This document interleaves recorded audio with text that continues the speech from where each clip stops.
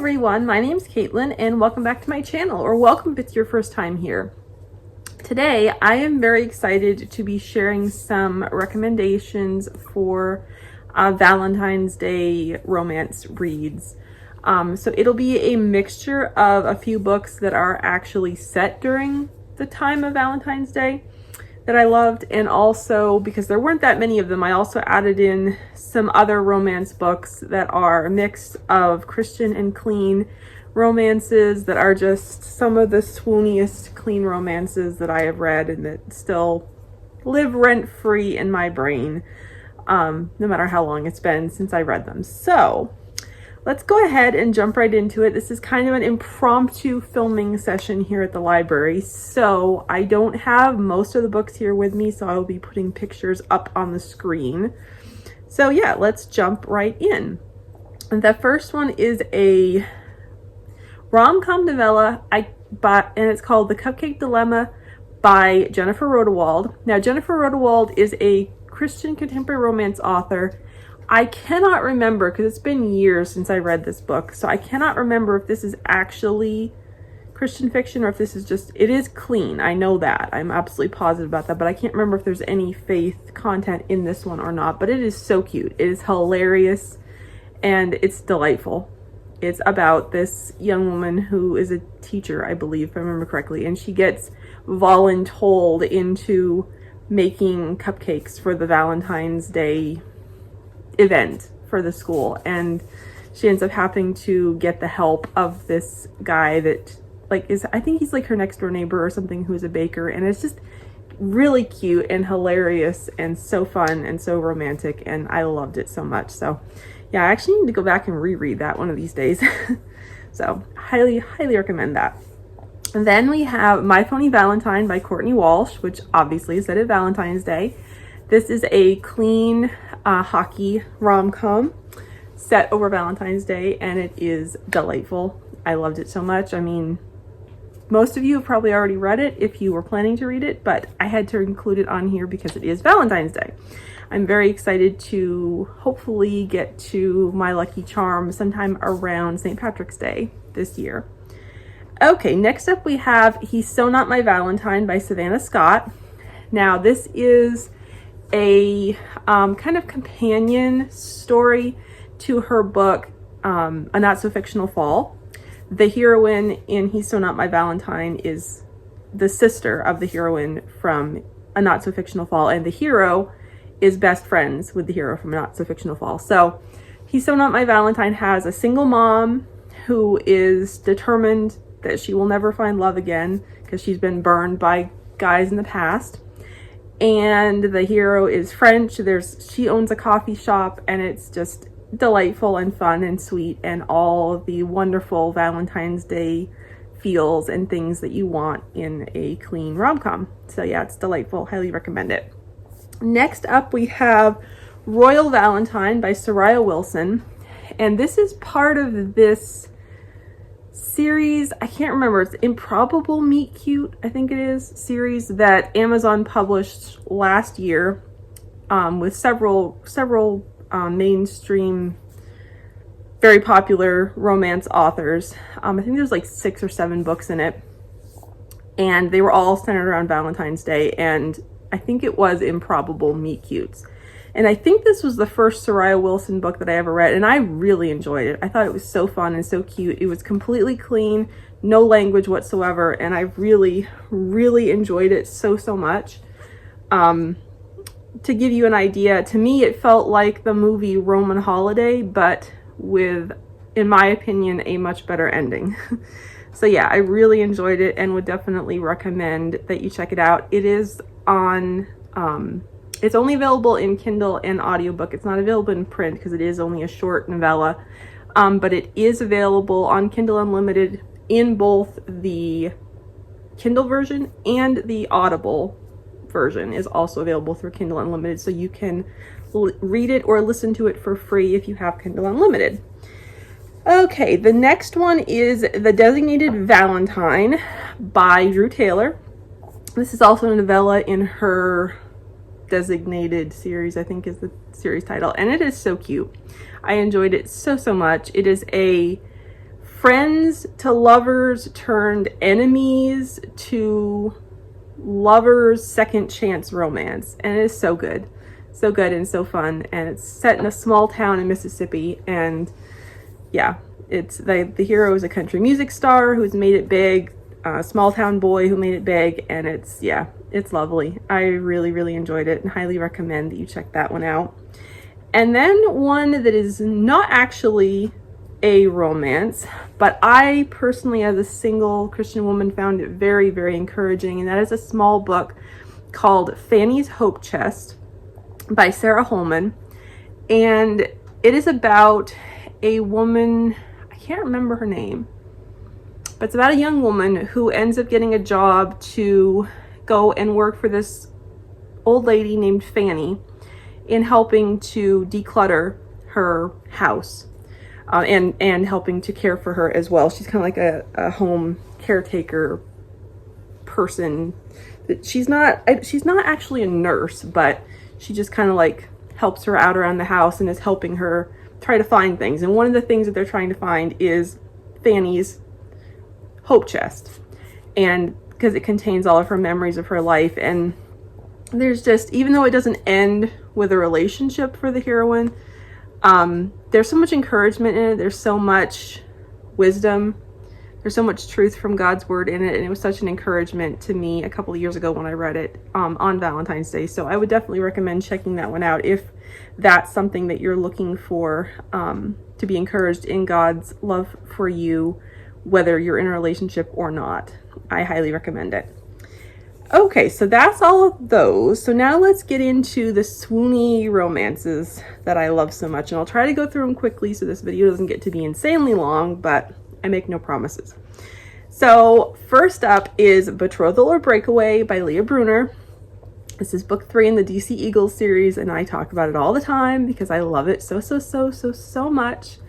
It still lives rent-free in my head. I just love Ford Remington. It's such a sweet story. He is so tender and sensitive and gentle, and I just love him to pieces. And the story is delightful. This book does have mild language in it.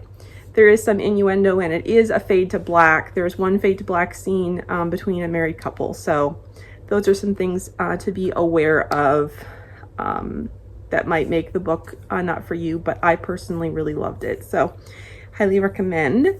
Okay, the next one is another Jennifer Rodewald, and this one is called The Carpenter's Daughter. And this is kind of a mix of romance, contemporary Christian romance, and women's fiction. And this is about a young woman who, his mom has passed away when she was very young. Or no, she didn't, I think she actually left them. Yes, I think she left them, and then maybe she passed away afterwards. And so she's been raised by her dad, and her dad is a carpenter, and she works with him. And one day she happens to be in a store and overhears some women talking about her, and she hears them call her Butch. And this sends her into a tailspin of trying to discover her identity and who she truly is. And she goes down some not great paths in the journey of that. And because she's not a Christian at this time, her father is not, and she is not. But there is an awesome guy named Jesse who is her dad's, like, I don't know, foreman or something, and he's just so great. And he loves her with the love of Jesus, and he like guides her along, and yeah, it's so good. It's just so good. I love it. One thing I will say, there are a few instances of swearing in this book where the girl's dad swears. He is not a Christian, and it's not like, I can't remember how severe the words are, but it's something to be aware of, because I know that some people are very sensitive to that. So I just want you to be aware of it. But it is a beautiful story. It touched my heart deeply, and I feel like it's pretty underrated. I hardly ever see anybody talk about it, so I had to recommend it here. Okay, next up we have The Isaac Project by Sarah Monzon. This was her debut novel, and this is a marriage of convenience story. And it's so good. It's so good. I love it so much. Talking about it makes me want to reread it again. So yeah, highly recommend it. Next up, we have A Twist of Faith by Pepper Basham. This is the first book in one of her contemporary series, and it is like a reverse Pygmalion, My Fair Lady story, in which the heroine is a speech-language pathologist, and the hero is a Appalachian farmer, and he has got a job offer to represent farmers in the city, and he wants to change up his accent and come across as more cultured.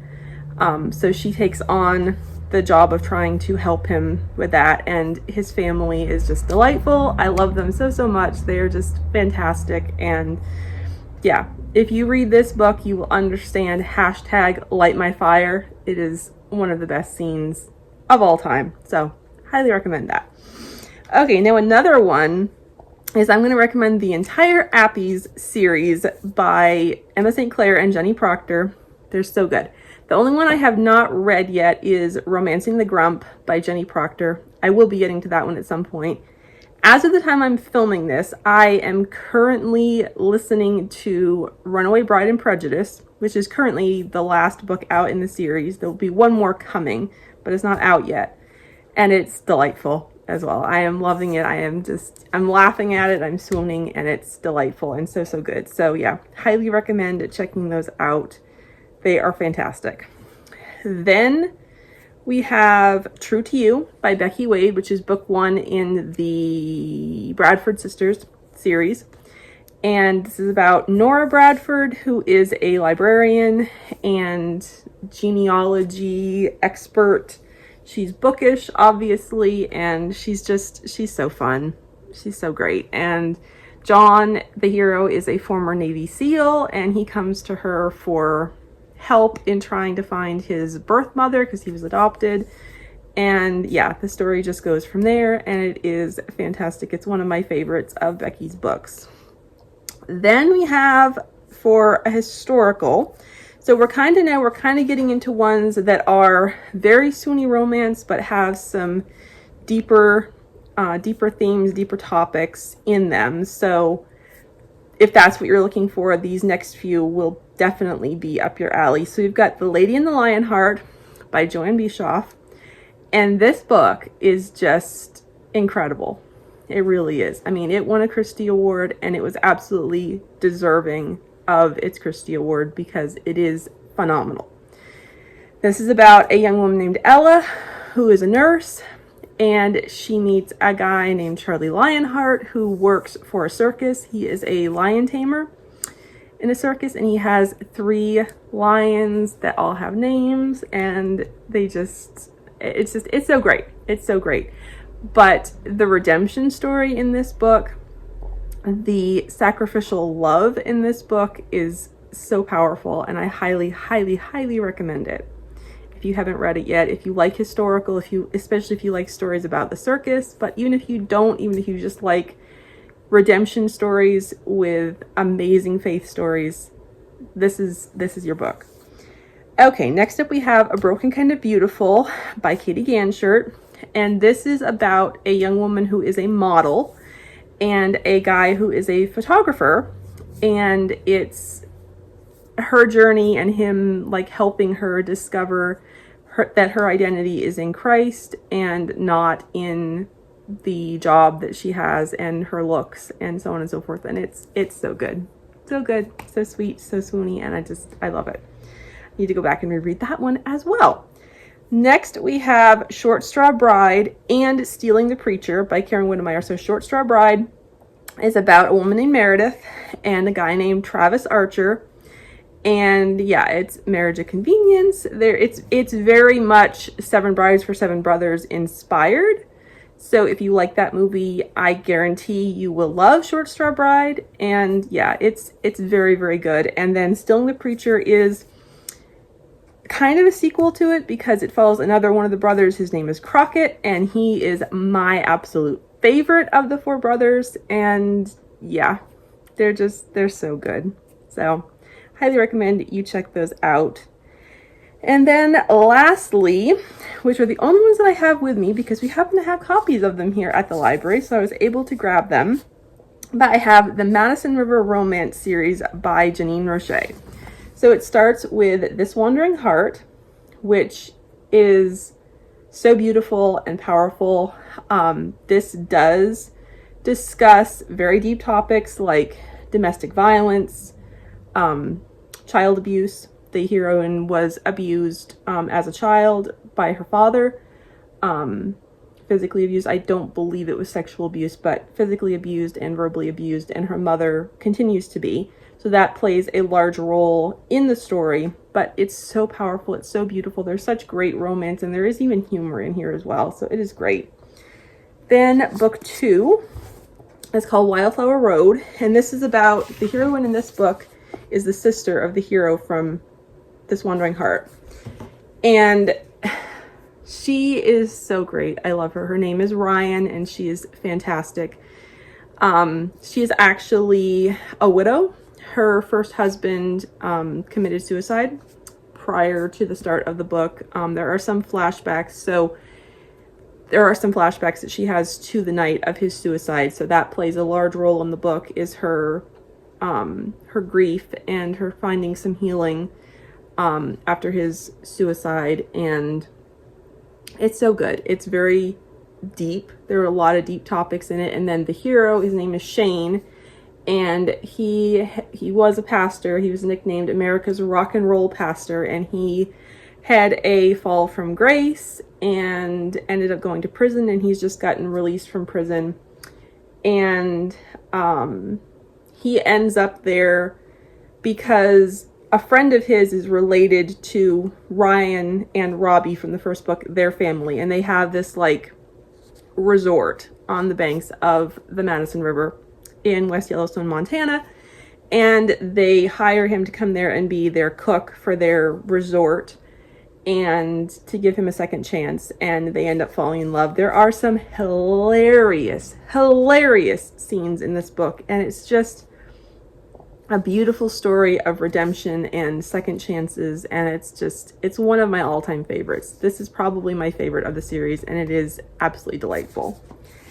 And then we have book 3, which is called Glory Falls, and this is about Cecilia, but she goes by Blue, and Thomas, and they were part of the friend group with Ryan and Robbie from the first 2 books.